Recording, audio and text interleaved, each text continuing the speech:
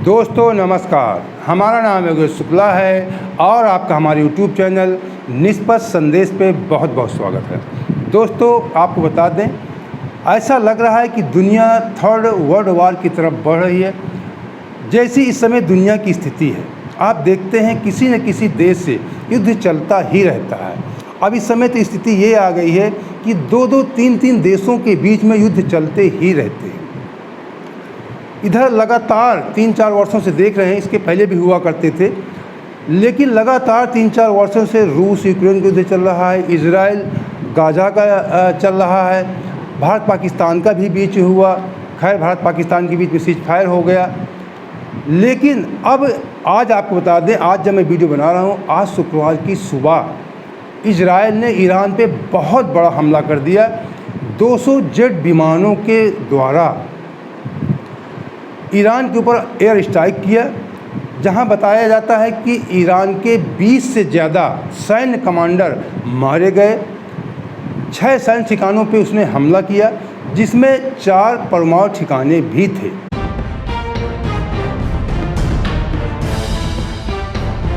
फिर इसके बाद ईरान ने भी आज दोपहर में इजराइल पे 100 ड्रोन के द्वारा हमला किया, जिस पे इजराइल कह रहा है कि हमने सभी ड्रोनों को अपने फाइटर विमान के द्वारा मार गिराए हैं। इसी बीच अमेरिकी राष्ट्रपति डोनाल्ड ट्रंप का भी बयान आता है। पहले अमेरिकी राष्ट्रपति इसके पहले सुबह कहते थे कि मुझे इस हमले के बारे में कोई जानकारी नहीं है, ना मेरा इससे कोई लेना देना, लेकिन अब उन्होंने स्वीकार किया है। अमेरिकी राष्ट्रपति डोनाल्ड ट्रंप ने ईरान को चेतावनी दी है। ट्रंप ने कहा कि ईरान परमाणु समझौता कर ले, वरना और भी बड़ा हमला होगा, झेलना होगा। ट्रंप ने कहा कि सब कुछ खत्म होने के पहले डील कर ली जाएगी, मतलब यहाँ तक धमकी दी गई कि तुम्हारा हम सब कुछ खत्म कर देंगे, नहीं उसके पहले आप डील कर लीजिए। बता दें कि इजरायली सेना जो वहाँ की राजधानी तेहरान के आसपास 6 सैन्य ठिकानों पे हमला तो किया ही, 4 उसमें परमाणु ठिकाने मौजूद थे।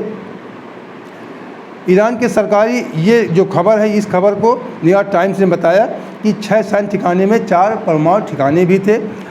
ईरान के सरकारी मीडिया ने पुष्टि की है कि इजरायली हमले में इस्लामिक रेवोल्यूशनरी गार्ड कॉर्प्स के कमांडर हुसैन सलामी की मौत हो गई है। ये ईरानी मीडिया ने खुद स्वीकार किया।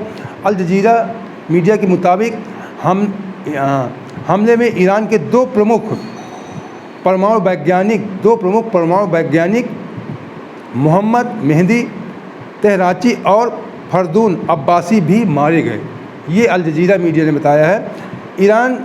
इजराइल ने यह दावा किया कि हमले में ईरान के आर्मी चीफ मोहम्मद बाघेरी, सेना के अन्य बड़े अधिकारी और कुछ वरिष्ठ परमाणु वैज्ञानिक भी मारे गए, ये इजराइल ने दावा किया है। इसी बीच ईरान के बता सुप्रीम लीडर अयातुल्ला खामेनी ने कहा कि हमारी सेना इजराइल को सज़ा दिए बिना नहीं जाने देगी। उन्होंने कहा कि हम उसको सज़ा ज़रूर देंगे, हर हाल में इजराइल को सज़ा मिलेगी। ईरान के विदेश मंत्रालय ने कहा कि इजराइल का उसके सैन्य परमाणु ठिकानों पर हमला ये जंग की घोषणा है। संयुक्त राष्ट्र सुरक्षा परिषद से कार्रवाई करने की मांग की है। ईरान के विदेश मंत्री अब्बास अरागची ने इस घटना को लेकर संयुक्त राष्ट्र को एक चिट्ठी भी लिखी है। बता दें, ट्रंप ने ईरान को बहुत ज़्यादा धमकी दिया है। उन्होंने ईरान से एटमी प्रोग्राम पर समझौता करने को कहा है। उन्होंने कहा कि ईरान के पास इजराइल के साथ संघर्ष रोकने का अभी भी समय है। उन्होंने कहा कि इजराइल से ईरान संघर्ष रोक सकता, अभी समय है। उन्होंने कहा कि मैंने ईरान को समझौता करने के लिए कई मौके दिए, लेकिन ईरान ने ऐसा नहीं किया। ईरान को एक समझौता करना चाहिए, इससे पहले कि कुछ भी ना बचे। वो कह रहे हैं कि ईरान समझौता कर ले, इसके पहले कुछ भी ना बचे, कि उसके बाद अगर आपने समझौता किया तो बेकार है, कि जब आपका सब कुछ नष्ट हो जाएगा। इजरायली विदेश मंत्री आप बता दें गिदोन सार ने कहा कि ईरान के परमाणु और सैन्य ठिकानों पर हमला एक मजबूरी में लिया गया है। इजराइल के जो विदेश मंत्री ने कहा कि जो हमने हमला किया है ये मजबूरी में लिया गया है। उन्होंने जर्मन विदेश मंत्री जोहान से बातचीत में कहा कि यह फैसला तब लिया गया जब बाकी रास्ते बंद हो चुके थे। सार ने कहा कि ईरान किसी भी सूरत में रुकने को तैयार नहीं था, इसलिए उसे रोकना ज़रूरी हो गया था। बहुत ज़्यादा वो कोई सी तकनीक पा गया था जिससे अमेरिका और इजराइल को लगता है बहुत बड़ा हमारे लिए आने वाले समय में ख़तरा हो जाएगा। इसी को लेकर हमला किया गया है। इसी को लेकर ट्रम्प धमकी दे रहे हैं कि तुरंत परमाणु पे समझौता कर लो। इन लोगों को क्या ऐसा लग रहा है कि कौन सी बड़ी तकनीक ईजाद कर लेगा ईरान जिससे इन दोनों देशों को बहुत बड़ा खतरा आने वाले समय में बन सकता है। इसीलिए उसके इन प्रोग्रामों को विशेषकर वहीं पर टारगेट किया गया। बता दें, जो परमाणु ठिकाने थे या उनके परमाणु वैज्ञानिक थे, विशेषकर सेना के जो मेन सैन्य अधिकारी थे या वैज्ञानिक थे, उन्हीं पे हमला इजराइल के द्वारा किया गया। उन्हीं को नष्ट करने के लिए उसकी तकनीक को नष्ट कर दिया जाए। उन्होंने कहा कि अंतर्राष्ट्रीय परमाणु ऊर्जा उल्लंघन किए हैं ईरान ने। ऐसे में हमारे लिए आगे के दिन मुश्किल हो सकते थे। आगे के दिन हमारे लिए मुश्किल हो सकते थे। बहुत ज़्यादा कोई ऐसी तकनीक थी उसके पास कि लोग बहुत डर रहे थे। हमारे पास कोई दूसरा विकल्प नहीं था। ये इजराइल के विदेश मंत्री कह रहे हैं कि इस वजह से हमने हमला किया है। आप बता दें कि भारत ने भी शांति की अपील के लिए कहा है और कहा कि हर मदद के लिए हम तैयार हैं। ईरान और इजराइल के बीच बढ़ते तनाव को लेकर भारत ने बहुत ज़्यादा चिंता जताई है। भारतीय विदेश मंत्रालय ने बयान जारी कर बताया कि वह हालात पर नज़र रखे हुए हैं। भारत ने दोनों देशों से अपील की कि ऐसा कोई कदम न उठाएं जिससे तनाव और बढ़े, साथ ही बातचीत और कूटनीति के जरिए स्थिति को सुलझाने के लिए कहा है। भारत ने कहा कि वह हर संभव मदद देने के लिए तैयार है। आप बता दें कि भारत ऐसी बात इसलिए कर रहा है, भारत वैसे भी न्यूट्रल रहता है सदैव, दुनिया की कोई किसी मामले में विशेष हस्तक्षेप नहीं करता, शांति की अपील ही करता है भारत। और भारत के दोनों देश मित्र देश हैं। ईरान तो बहुत पुराना मित्र देश है, इराक भी था, और प्रेजेंट टाइम में इजराइल से कुछ ज़्यादा मोदी जी की मित्रता बढ़ी है। पहले भी इजराइल से था मामला। तो भारत के दोनों मित्र देश हैं, इसलिए भारत शांति की अपील कर रहा है, आपको बता दें। और एक है, हमले से पहले नेतन्याहू वहाँ के जो इजराइल के प्रधानमंत्री हैं, कल यहूदी धार्मिक स्थल पे एक चिट्ठी चिपकाई थी, रखी थी। इजरायली पीएम बेंजामिन नेतन्याहू ने कल यहूदियों के प्रमुख धार्मिक स्थल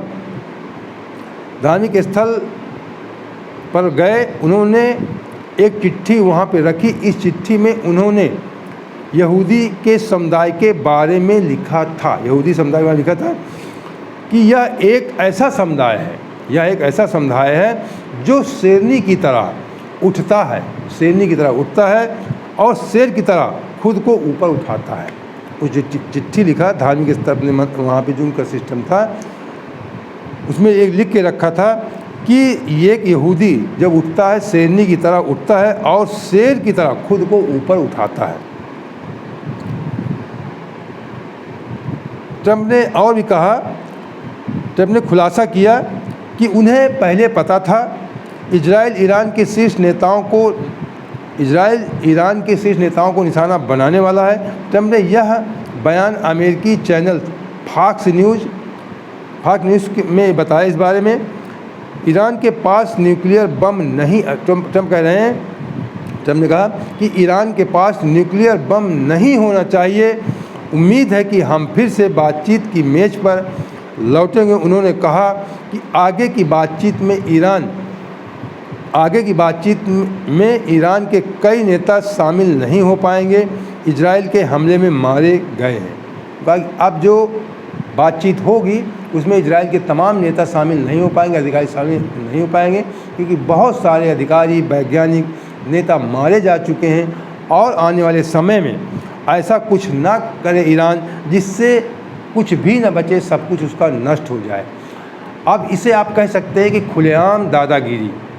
दुनिया के तमाम शक्ति संपन्न देश जो हैं, यहाँ तक कि पाकिस्तान जैसा देश भी परमाणु संपन्न है, वो भी परमाणु बम रखे हुए, और अमेरिका जैसे यहाँ तो जखीरा है परमाणु बमों का, अमेरिका रूस जैसे देशों के पास, लेकिन ईरान को मना कि आप परमाणु बम नहीं बनाएंगे, कोई परमाणु सामग्री नहीं रखेंगे।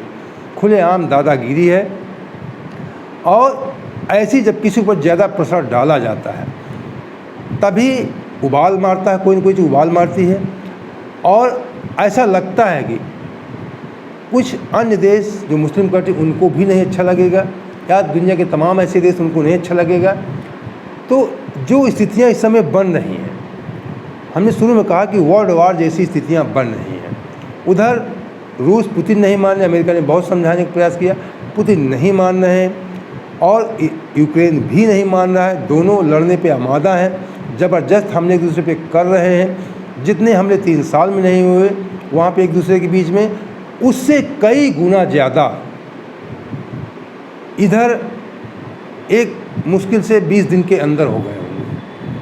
अब गाज़ा के बारे में आप सब लोग जानते ही हैं कि गाज़ा पूर्ण रूप से खंडहर हो चुका है। वहाँ मानवता त्राहिमाम कर रही है, छोटे बच्चे भूख से मर रहे हैं। इजराइल के हमले की वजह से गाज़ा में हज़ारों बच्चे भूख से तड़प तड़प कर मर गए।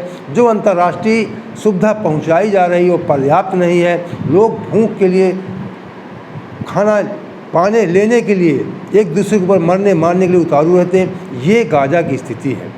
अब ईरान के ऊपर भी ये लोग, हमें तो ऐसा नहीं लगता कि ईरान इतनी जल्दी झुक जाएगा और तुरंत समझौता कर लेगा अमेरिका से। ऐसी स्थिति दिखती नहीं है, ये वजह से देखा जाएगा। और दूसरी तरफ रूस, जिस तरह से जानकारी मिल रही कि रूस के अभी विदेश मंत्री उत्तर कोरिया गए थे किम जोंग से मिलने। रूस भी अपना गुट बढ़ा रहा है चीन और कोरिया जैसे देशों को मिला करके। इधर ईरान भी रूस के गुट में ही जा सकता है। और इधर जो नाटो देश सदस्य हैं, ये अपना वर्चस्व दुनिया में कायम करना चाहते हैं। विशेषकर लड़ाई जो रूस और यूक्रेन की है, नाटो को लेकर ही है। रूस मना कर रहा था यूक्रेन से कि नाटो में शामिल नहीं होना है। विशेष कर जो लड़ाई की जड़ है यही है। और पूरे दुनिया में इस समय केवल वर्चस्व की लड़ाई चल रही है। और वर्चस्व की लड़ाई में ऐसा लगता है कि दुनिया कहीं थर्ड वर्ल्ड वार की तरफ उलझ न जाए। तो ये देखने वाली बात होगी कि आने वाले समय में किस प्रकार से हमारा भारत देश जब ऐसी कोई स्थिति आती है, आपको बता दें तो